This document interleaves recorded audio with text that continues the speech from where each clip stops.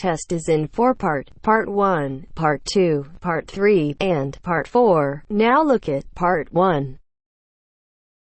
Part 1.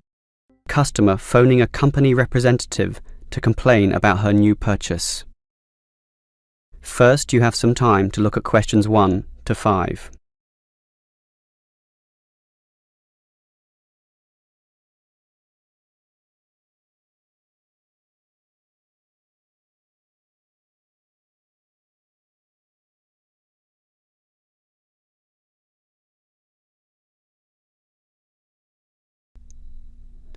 Now we shall begin. You should answer the questions as you listen, because you will not hear the recording a second time. Listen carefully and answer questions 1 to 5.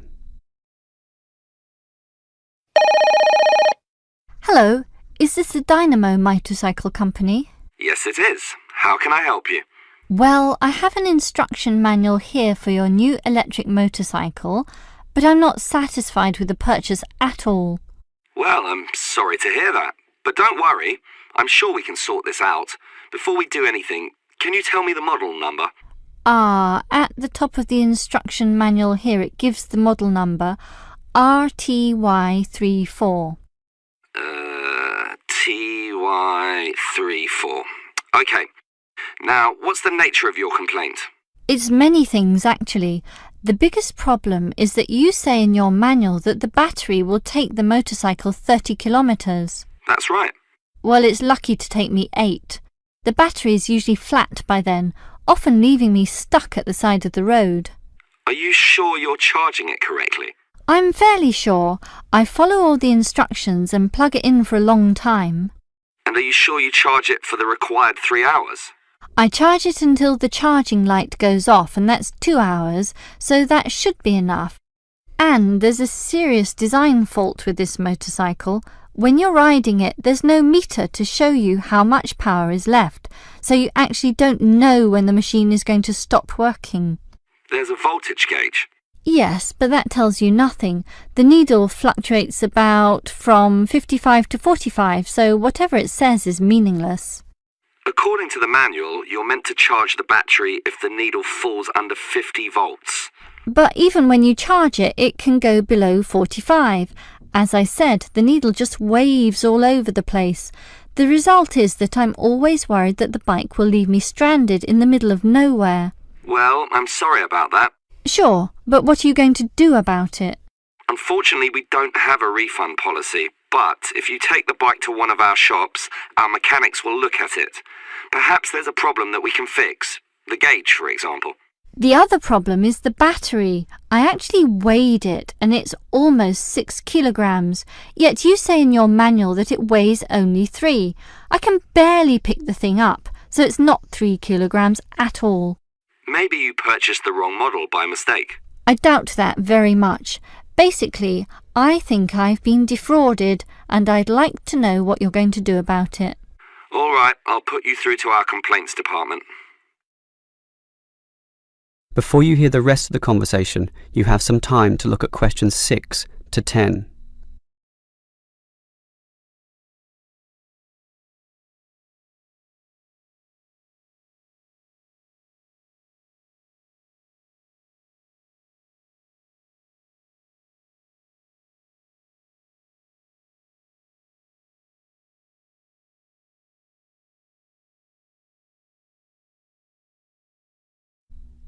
Now listen and answer questions 6 to 10. Hello?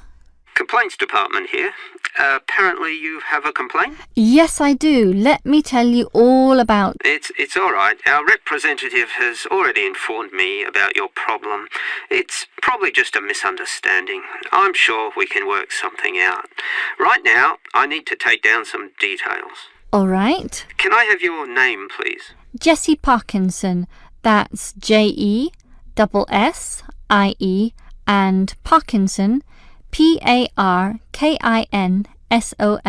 Parkinson. All right. What shall we list this complaint under? Parts, service, or performance? Well, the meter isn't accurate at all, so that's parts, isn't it? Yes, perhaps, but you do feel more generally that the motorcycle doesn't meet the operational standards as advertised, so it's probably better to tick performance here. Can we tick both, parts and performance? No, we can only tick one, so let's not call it parts. We'll go with performance.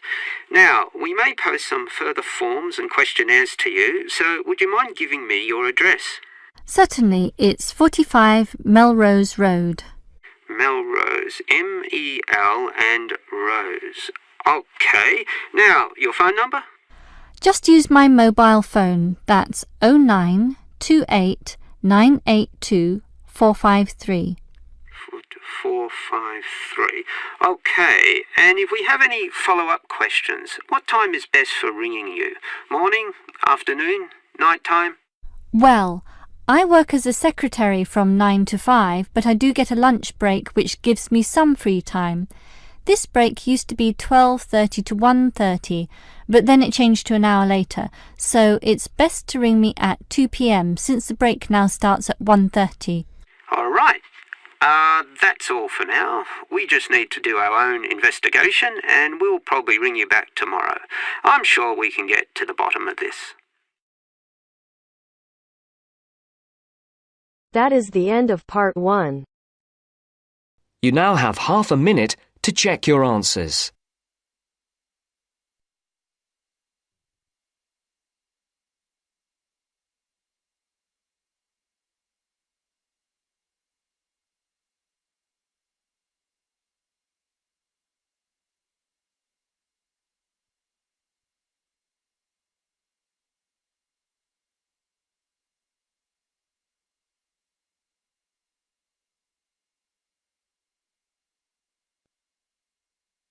Now turns to part 2. Part 2.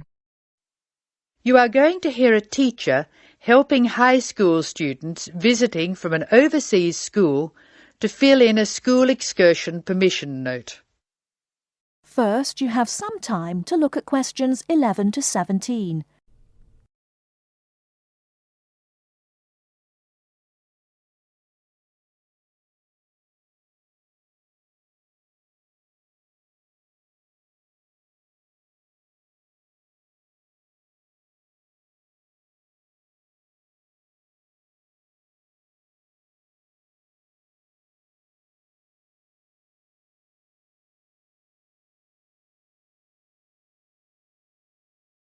Now, listen carefully and answer questions 11 to 17.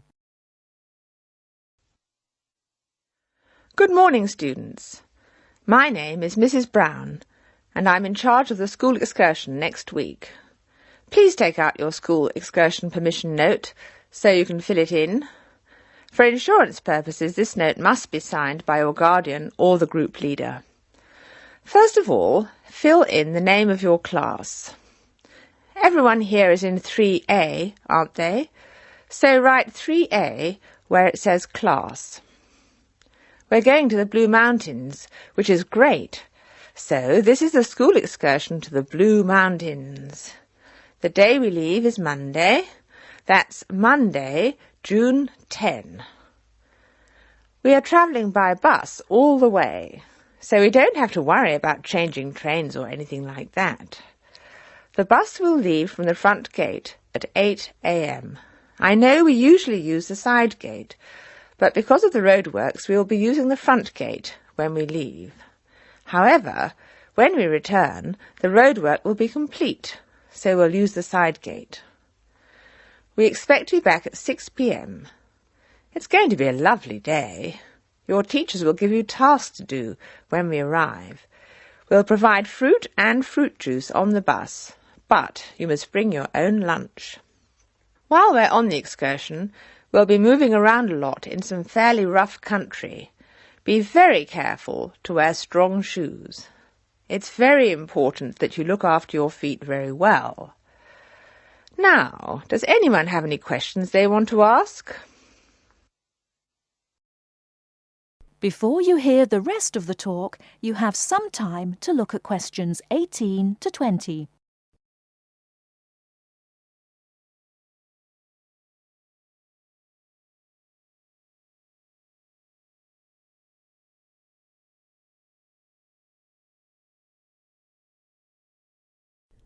Now listen and answer questions 18 to 20. No questions? OK. I'd just like to fill in a few more details. The bus should arrive in the Blue Mountains at 11 a.m. We'll have time to do the first of our tasks before lunch.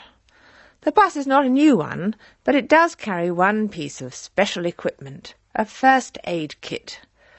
I certainly hope we won't have to use it, but it's nice to know it's there in case we have a medical emergency. The other class on this excursion is 3B, so I know it'll be a good day. The last time 3A and 3B went out together was a thoroughly successful excursion. That is the end of part 2. You now have half a minute to check your answers.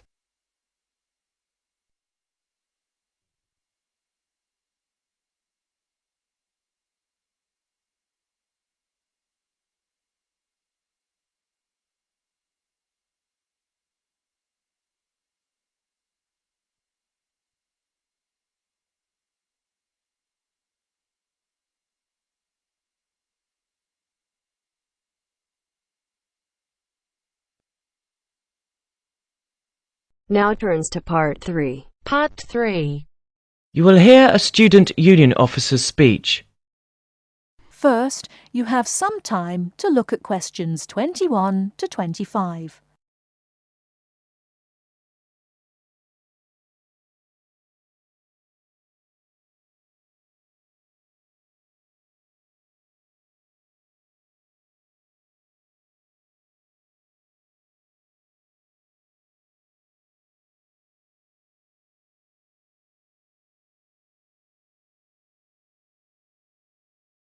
Now listen carefully and answer questions 21 to 25.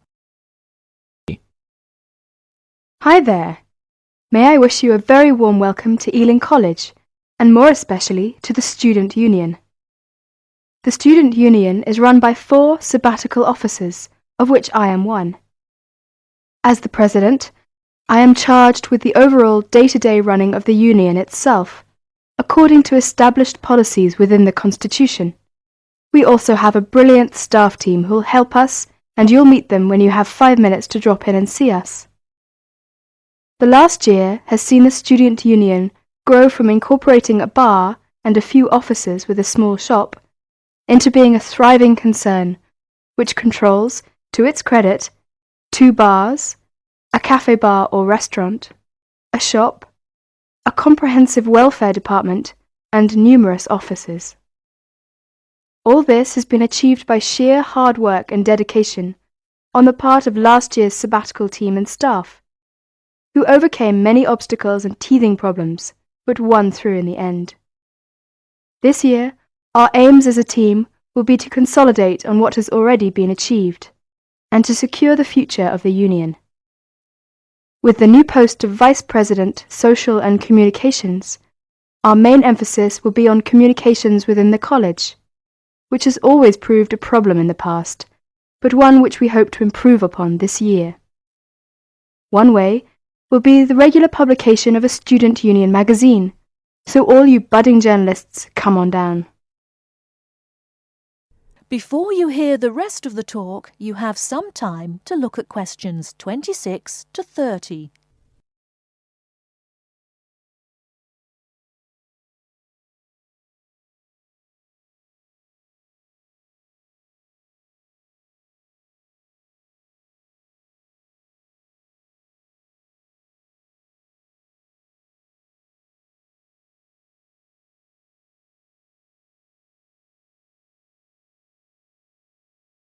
Now listen and answer questions 26 to 30. We are very aware that a lot of you have never had any contact with student unions before, and don't know what they are or what they can do for you. So basically, here's a quick rundown. If you have any problems at all, either when you start college or throughout your time here, don't hesitate to drop in the SU office in the North Building and see Pat, our office assistant. She will be able to help you with most of your day-to-day general inquiries, Or if she can't, she will direct you to one of our staff who can. Myself and the other 3 vice presidents are here every day, and if you need to see us, just fix a time with Pat, and we'll be only too happy to help you. By the way, queries or problems can range from a late grant check, finding a place to live and academic matters, right through to the best places to eat, directions to the bar, or somebody blocking you in the car park. We'll give anything our best shot. Please remember, while you're at Ealing, that going to college is not just about education. Make sure you enjoy yourself as well, because believe me, time will fly once you're here. Ealing is a really good place to live, as there is lots to see and do. And don't forget, the metropolis of central London is only 20 minutes away by tube. Finally, the Student Union is an organisation run by students for students. So if there is anything you don't agree with, or you have any new ideas, please come along to the Union General Meetings and don't be afraid to speak up. Or you could give up a little of your time and stand for the Executive Committee, which is made up of students who help us out with lots of interesting things. I would like to take this opportunity to thank all the sabbaticals of the last 2 years who have worked so hard. My very special thanks goes to Winston, Martin and Peter and all the staff who not only did a great job but have been my good friends as well. Lots of luck and success for your year at Ealing. Work hard, but play hard as well. That is the end of part 3. You now have half a minute to check your answers.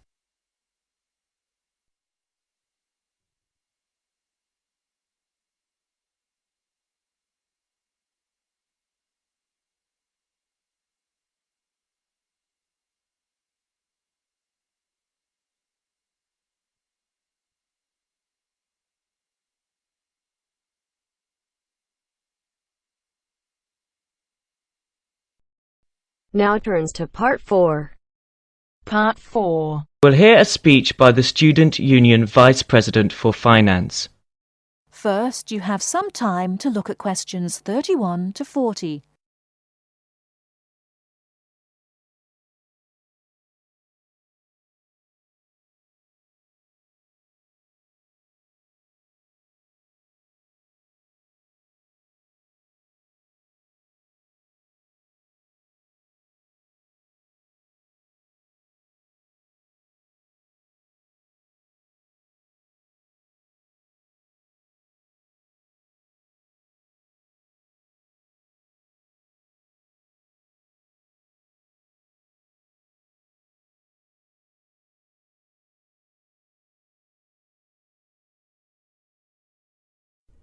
Now listen carefully and answer questions 31 to 40. Now you will hear the speech. Hello, as VP Finance, my job is to oversee the spending of our grant to ensure that all areas of student union activity run efficiently and smoothly, without any financial headaches.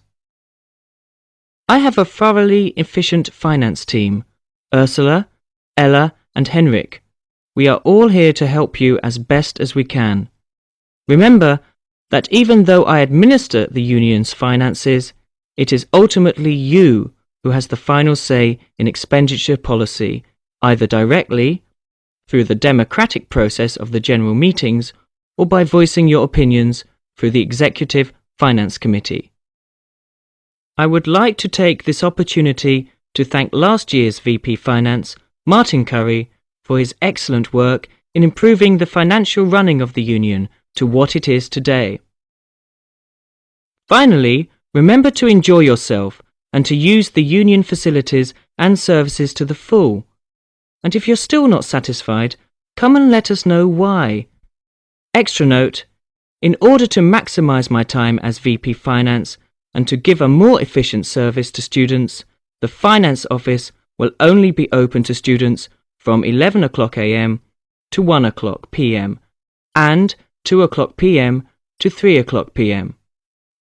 The Cashier's Office will be open from 12 o'clock noon to 2 p.m. daily. That is the end of part 4. You now have half a minute to check your answers.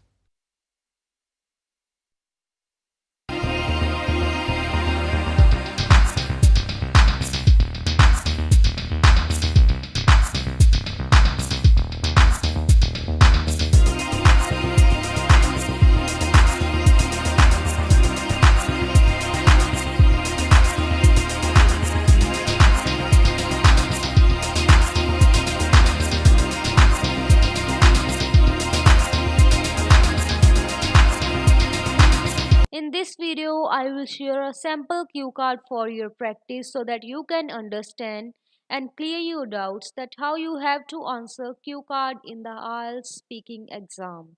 So watch this video till end. Our topic for cue card is describe a time when you first talked in a foreign language.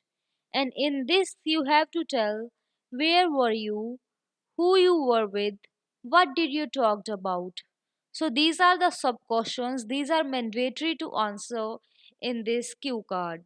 So let's start.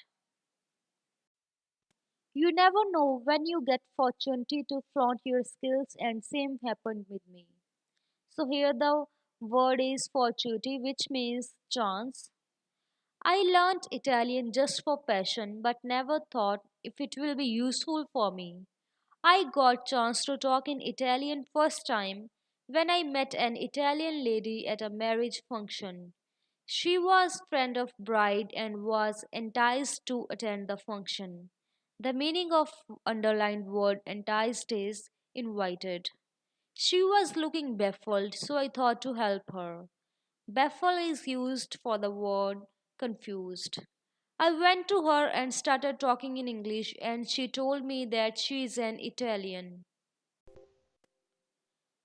I started talking in Italian, and she was surprised to hear me in her mother tongue. I was with my family, so I introduced her with my family, and she felt elated. She was unfamiliar with Indian cultural marriage and rituals, so I explained her the importance of these rituals. Indian food new thing for her, so I told her the names of dishes and she tried all dishes to taste and admired Indian food. People were inquisitive about her, so the meaning of inquisitive is excited or curious, and were asking her questions, so I helped her to communicate. She visited our home before she left for her country. She became good friend of mine from that day. So friends, this was the video regarding cue card, and I hope this can really help you in your IELTS speaking exam. So friends, at last I would like to thank you for watching this video. Please subscribe our channel and share this video. Thank you once again and stay tuned for more videos like this.